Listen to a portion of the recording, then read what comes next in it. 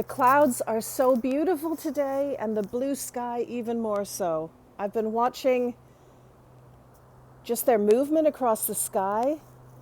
I've seen an eagle fly past, some high-flying birds, and currently a plane, and everything on the move. A lot of wind up there. Clouds are a lot like anxiety and the emotions that pass through us. And there's a way that we can meet them without being brought down by them, in a sense, and to be kind of trapped in the machinery of an overactive mind. So I'd like to talk about that, how they come to be, and what we can do about that. I'm just going to sit down. Okay. So I think a lot of you are feeling anxiety. It's coming up in my sessions quite a bit. I notice that people are feeling a sort of acceleration of anxiety. Even people that haven't been feeling it previously are feeling panicked and scared and just overwhelmed. And so that's a good clue as to where this all comes from. You'll know from my previous videos and everything I've written that I refer a lot to the construct or the story that we tell ourselves from our early life, but from that place, we also have certain coping mechanisms. And let's not get attached to whether they're functional or dysfunctional and that kind of terminology. They just are, and they're serving their purpose or have served their purpose. There may be another way. It may be that once upon a time you slid across a floor because you didn't know how to walk. It wasn't dysfunctional. It was functional for that stage. But it might be that you want to reach for something that gives you a little bit more fluidity, a little bit less obstruction in your life. And so I'd like to talk about how you can create that. Right, so anxiety comes from a coping mechanism that was developed because at one point in your life, very early on, you felt completely overwhelmed. Now that could be due to trauma, it could be due to the fact that you felt you could never quite get seen or heard, even if you're aware of it or not, that you didn't feel valued, that you didn't feel that connection. And there's a whole lot of reasons why that can happen. But one of the things we do, because we are ultimately problem solvers, human beings, we're very good at that, is we try and develop ways of mitigating that, of reducing the feeling or eliminating the feeling if we can, because we see it as a problem. We're seeking an external love or validation or acceptance, and so we're desperately trying to achieve that. And so we run scenarios in our mind, run through things that have happened in the past, and look at ways that we can do better in terms of trying to achieve this goal.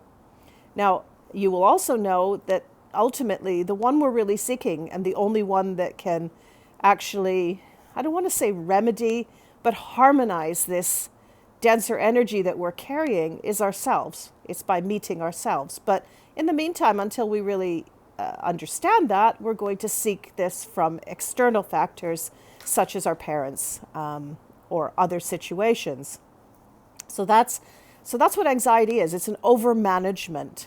Now, there are other kinds of inducements for anxiety, like hormonal changes. Depression can be linked, the two can be linked together. There's all sorts of other reasons as well, but nevertheless, irrespective of those other, let's say, ways of experiencing anxiety or ways of creating it in our bodies, I want to address the kind of anxiety that's particularly created from the inner child, and that you can yourself meet with ease, actually.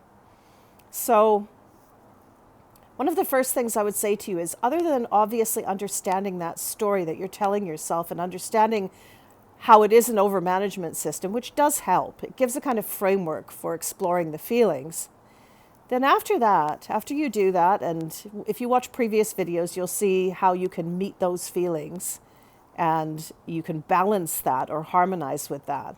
And change is obviously one of the consequences of that, though you don't do this to seek change. Right now, specifically, I'd like to give you some kind of good ways of coping, and in a way that doesn't create more of the same. So the reason I use the clouds as an example is because they're moving. And all our emotions are moving too. So what happens is within people, they get a little flutter of fear or concern about something.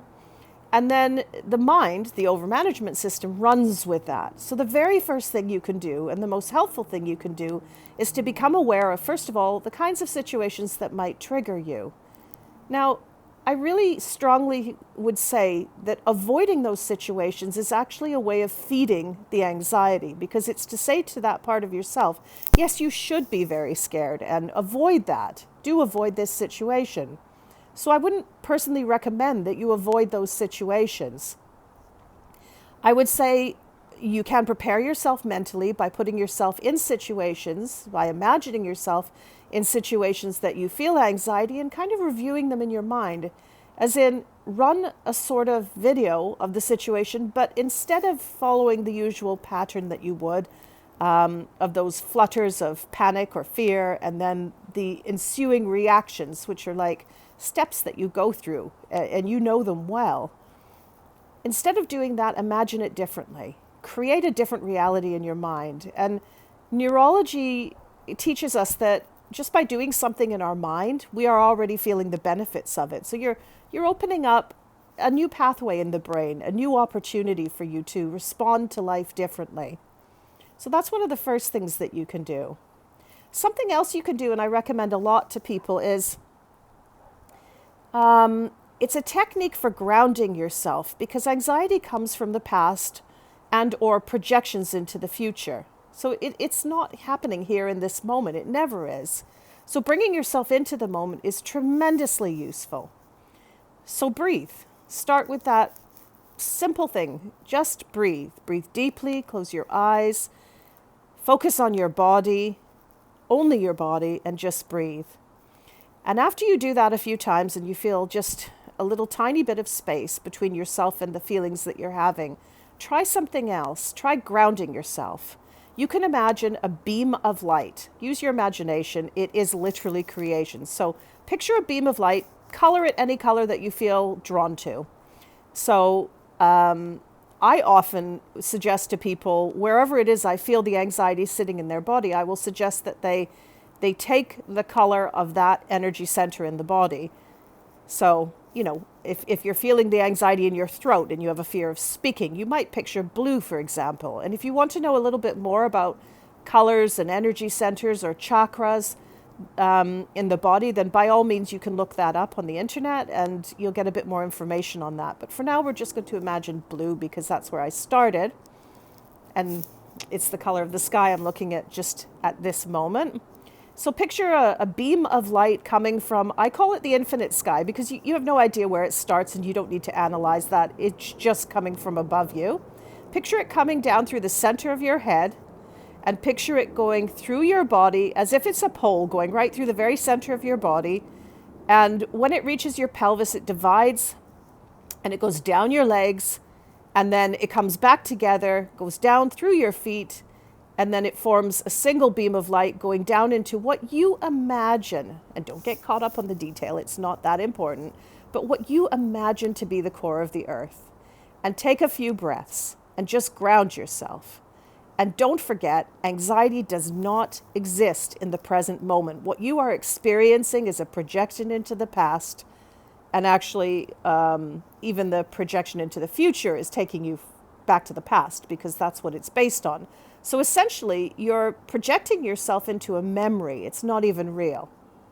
So those are some things you can do. The other thing you can do is use your senses.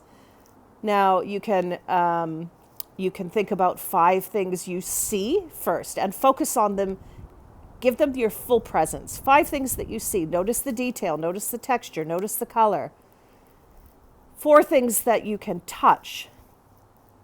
And then bring your full attention into that. 3 things that you can hear, and on it goes. You can make this one up yourself, and there's plenty of material about this kind of technique online, but it's a good way of bringing you into the present moment. Everything happens from the present moment, and the calm you're seeking will come from there as well. I'm going to make more videos on the topic. This is a good start for now. Let me think if there's anything in closing that I can offer you, because I think it's a very big subject. No, I think that will do for now. So go with that, see how you get on. Let me know how you find the techniques, and I'll make another video on this topic very soon.